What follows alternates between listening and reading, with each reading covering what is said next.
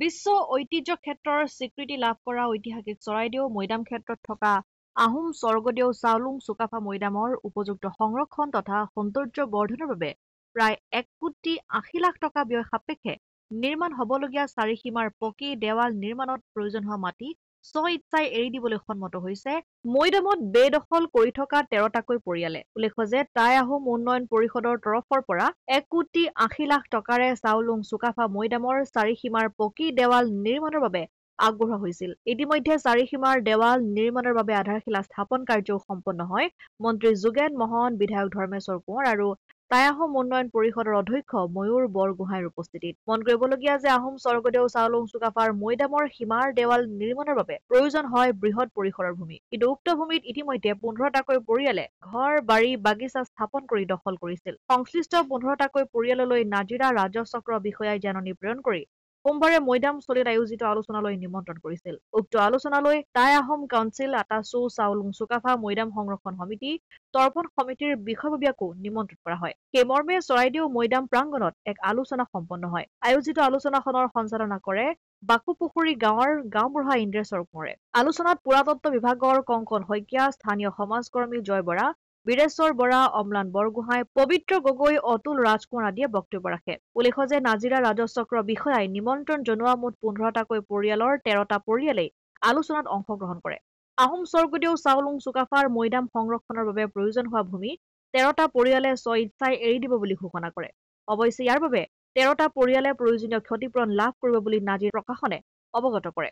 আনহাতে আয়োজিত আলোচনাত অংশগ্ৰহণ নকৰা বাকী 2টা পৰিয়াললৈ পুনৰ ভূমি এৰি দিবলৈ আহ্বান জনাই নাজিৰা প্ৰশাসনে পত্ৰ প্ৰেৰণ কৰিছে বুলি জনা পোৱা গৈছে। আনহাতে পূৰ্বৰ দৰে প্ৰশাসনে সোপাঢিলা মনোভাৱ নলৈ প্ৰকৃত এখন মেপ তৈয়াৰ কৰি ক্ষীপ্ৰতাৰে কাম কৰিবলৈ আহ্বান সচেতন ৰাইজৰ। আজি 21/7/2025 তাৰিখে আমাৰ এই ঐতিহাসিক চাওলুং চুকাফা মৈদামত বিগত কেইবা মাহৰ পূৰ্বেই টাই আহোম ডেভেলপমেণ্ট কাউন্সিল অসমৰ তৰফৰ পৰা এই চৌহদৰ দেৱাল নিৰ্মাণৰ বাবে চাৰিসীমা দেৱাল নিৰ্মাণৰ বাবে পুঁজি আগবঢ়াইছিল। কিন্তু এই চুকাফা মৈদামৰ আশে পাশে প্ৰায় 15জন ব্যক্তি 15টা পৰিয়ালে বেদখল কৰি আছে। বেদখল মানে তেওঁলোকে মানে বহুত দিনৰ পৰাই আছে, বসতি কৰি আছে, কিছুমানে চাহ খেতি কৰি আছে, কিছুমানে ঘৰ বাৰী লৈ আছে। তেওঁলোকে সীমাটো সম্পূৰ্ণৰূপে নিৰ্ধাৰণ নোহোৱাৰ বাবে তেওঁলোকৰ বাবেও অৱশ্যে অলপ অশান্তিকৰ সৃষ্টি হৈ আছে বৰ্তমানলৈকে। কিয়নো তেওঁলোক ইয়াৰ পৰাই কিছুমানে চাহ বাগান, ক্ষুদ্ৰ চাহ খেতি কৰি চলি আছে, পৰিয়াল চলি আছে। আৰু তেওঁলোকে এই সীমাটো সম্পূৰ্ণৰূপে নিৰ্ধাৰণ কৰি নিদিয়াৰ বাবে এই ৱালখন বৰ্তমানলৈকে নিৰ্মাণ কৰিব পৰা হোৱা নাই।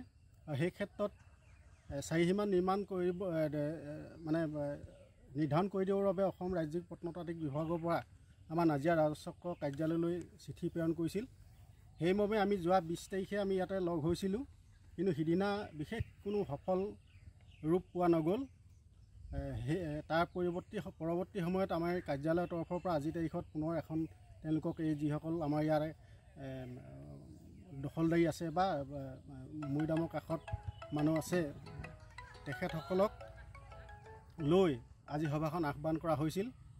তাৰে আজি যথেষ্ট সংখ্যক এই 15জনৰ ভিতৰত যথেষ্ট সংখ্যকেই প্ৰায় 12জন মানুহ উপস্থিত হৈছে। এই 12জন মানুহে তেওঁলোকে আপত্তি এটাই কৈছে যে পূৰ্বতে যিটো ইয়াতে সীমা নিৰ্ধাৰণ কৰি দিছিল অসম ৰাজ্যিক প্ৰত্নতাত্ত্বিক আৰু আমাৰ নাজিৰা ৰাজচক্ৰৰ তৰফৰ পৰা, সেই সীমাৰ দ্বাৰাই যদি ৱালখন নিৰ্মাণ হয় তেওঁলোকৰ কোনো আপত্তি নাই।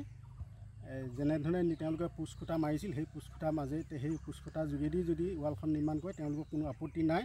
কিন্তু এই মৈদামটো পিছফালে দুঘৰমান মানুহ আছে। তেওঁলোকে প্ৰথমতে তেওঁলোকে কৈছে কি তেওঁলোকে এই মৈদামৰ সন্মুখৰ ছাইডটো সম্পূৰ্ণ সুকীয়া, সম্পূৰ্ণ তেওঁলোকৰ কাৰণে কোনো আপত্তি নাই। কিন্তু তাৰ আগতে মৈদামৰ পিছফাল ছাইডটো যদি আগতে মুকলি কৰি লয় তেতিয়াহ'লে তেওঁলোকৰ আৰু বিশেষ সুবিধা হ'ব বুলি কয়। তাৰপিছত আমাৰ আগফালটোত নিৰ্মাণ কৰাত কোনো অসুবিধা নহ'ব বুলি তেওঁলোকে জানিবলৈ দিয়ে আজি এই সভাত। আশা ৰাখিছোঁ আগন্তুক সময়ত আমাৰ নাজিৰা ৰাজচক্ৰ কাৰ্যালয়ৰ পৰা আজি সেই যি 3জন নাহিল সেই 3জনৰ ভিতৰত 2জন সেই পিছফালে থকা তেওঁলোকৰ মাটি বাহনী বাৰী ইত্যাদি আছে। আৰু সেইসকলক আমাৰ ৰাজচক্ৰ নাজিৰা ৰাজচক্ৰ কাৰ্যালয়ৰ পৰা চিঠি দি তেওঁলোকক নিমন্ত্ৰণ জনোৱা শুনানি লোৱাৰ আজি সভাত উপস্থিত থকা শুনানি লোৱাৰ আজি সভাতে শেষত সিদ্ধান্ত গ্ৰহণ কৰা হ'ল। মথুৰাপুৰৰ পৰা ইছলাম আহমেদৰ ৰিপৰ্ট, অসম আদিত্য।